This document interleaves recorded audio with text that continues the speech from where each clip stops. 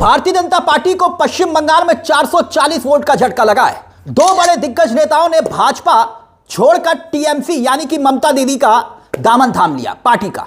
तो क्या चुनाव से पहले ही रुझान आना शुरू हो चुके हैं? टीएमसी में शामिल आखिरकार जो नेता शामिल हुए हैं उनका जिक्र करें, लेकिन सबसे पहले हेडलाइंस देखिए, आपके सामने है। बंगाल चुनाव से पहले बीजेपी को झटका, मोइना के नेता चंदन मंडल हुए टीएमसी में शामिल। अगली हेडलाइन देखिए, बीजेपी छोड़ टीएमसी में शामिल होते ही चंदन मंडल ने उठाया सवाल, लक्ष्मी भंडार पर सवाल, बोले 6 महीने से लोगों को नहीं मिला पैसा। यहां समझिए, पश्चिम बंगाल चुनाव होने से महज 1.5-2 महीने पहले का यह मंजर है, जहां बीजेपी में टाटा बाय बाय करके टीएमसी में शामिल हो रहे हैं। ठीक तृणमूल कांग्रेस यानी कि ममता दीदी की पार्टी को ज्वाइन कर रहे हैं दो बीजेपी के दिग्गज नेता एक साथ। चंदन मंडल प्रभावशाली नेता माने जाते हैं और अपने क्षेत्र में, और दूसरा नाम है मशहूर फिल्म अभिनेत्री प्रोणा मित्रा। अब भाजपा का साथ छोड़ दिया।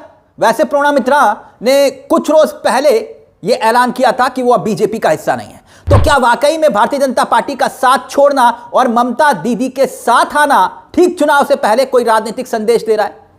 कोई इसमें राजनीतिक संदेश छिपा है? क्योंकि अगर चंदन मंडल की बात करें तो चंदन मंडल उस जगह से आते हैं, उस क्षेत्र से आते हैं जहां बीजेपी का गढ़ माना जाता है। बीजेपी का गढ़ उस क्षेत्र से आते हैं। टीएमसी ने, ममता की पार्टी ने क्या बीजेपी के गढ़ में बड़ी सेंधमारी कर दी? पूर्ण मीनापुर जहां से ये आते हैं, अच्छा खासा दबदबा है। अब उसी जगह पर बीजेपी के सबसे मजबूत स्तंभ माने जाने वाले चंदन मंडल ने तृणमूल भवन में, देखिए, ममता बनर्जी की पार्टी का झंडा थाम लिया।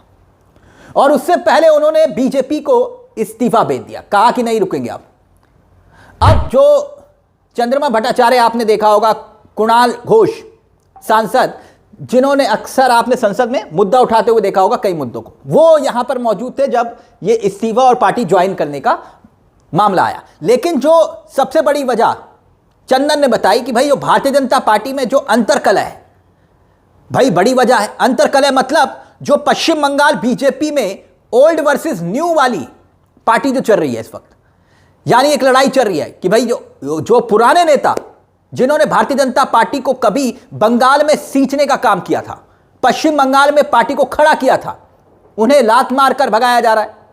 और जो नए नेता हैं, जो मोदी अमित शाह के आगे पूरी तरह से नतमस्तक है, उन्हें तवज्जो दी जा रही है। इसी को लेकर जो पश्चिम बंगाल के पुराने नेता हैं, उनमें से बहुत नाराज भी हैं। अब पुराने नेता को नौसिखिए नेता जो नए वाले हैं, वो सिखा रहे हैं कि पार्टी कैसे चलानी है, कैसे चुनाव जीतना है।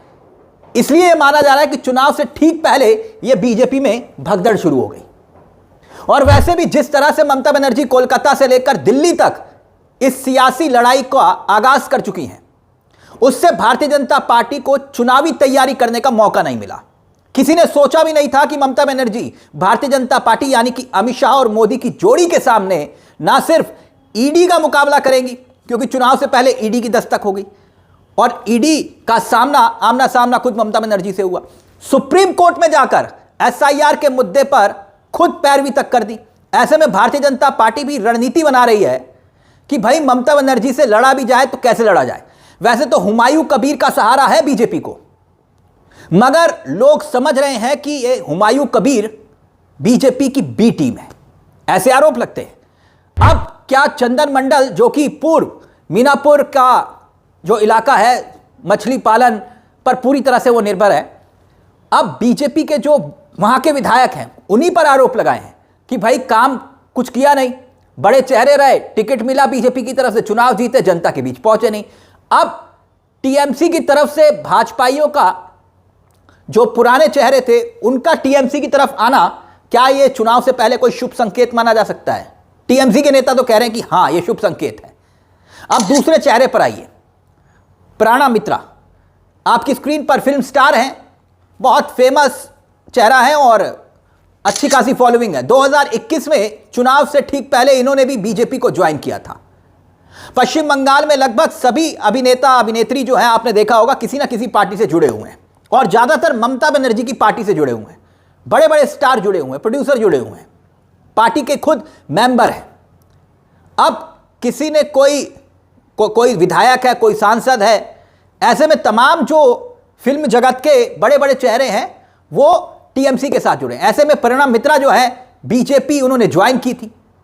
उनको लगा था कि ज़्यादा यहां पर मौका मिलेगा काम करने का, लेकिन हुआ क्या, अब ठीक टीएमसी में आ रही है चुनाव से पहले। अचानक ये जो प्रेरणा मित्रा हैं उन्होंने ये फैसला लिया बीजेपी में नहीं रहना है। अब ये दो चेहरे बीजेपी को छोड़कर टीएमसी ज्वाइन कर चुके हैं।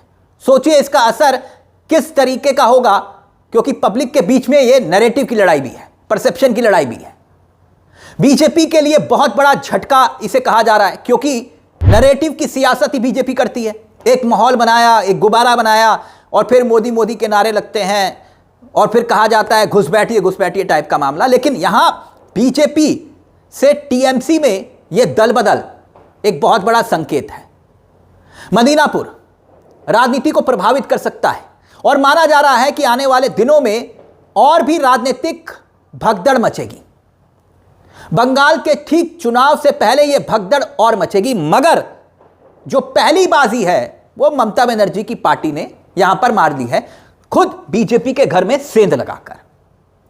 अब आने वाले वक्त में यह राजनीतिक लड़ाई क्या करवट लेगी, ये तो ठीक जब चुनाव का ऐलान होगा और उसके बाद जब भगदड़ मचेगी, क्योंकि टिकट जिसको नहीं मिलेगा वो कोई इधर भागेगा, कोई उधर भागेगा। लेकिन ममता बनर्जी इस नैरेटिव की लड़ाई में भी बीजेपी पर बीज साबित हो रही है। हर मामले में उठाकर देख लीजिए, चाहे वो चुनाव आयोग से भिड़त का मामला हो, क्योंकि चक्रव्यूह रचा गया ममता बनर्जी के खिलाफ। चक्रव्यूह कैसे, एक तरफ चुनाव आयोग, दूसरी तरफ ईडी, सीबीआई और खुद बीजेपी। अब चारों मोर्चों पर खुद अकेले दम पर ममता बनर्जी बीजेपी से लड़ रही है, और यही संदेश जो है पश्चिम बंगाल की जनता के बीच में जा रहा है। इस पूरे मुद्दे को लेकर आपकी क्या राय है? आपको क्या लगता है कि आखिरकार ये जो जोर के झटके लगे हैं बीजेपी को, क्या संकेत और संदेश मिल रहा है कि पश्चिम बंगाल की लड़ाई इस बार आसान नहीं है? इस पूरे मुद्दे को लेकर अपनी राय हमें कमेंट बॉक्स में जरूर दीजिएगा। मुझे तिलक चावला को दीजिए इजाजत। एक छोटी सी दरख्वास्त, चैनल को सब्सक्राइब जरूर कर लीजिएगा। यह मंच आप ही का है जहां कलम गुलाम नहीं। नमस्कार, जय हिंद, जय भारत।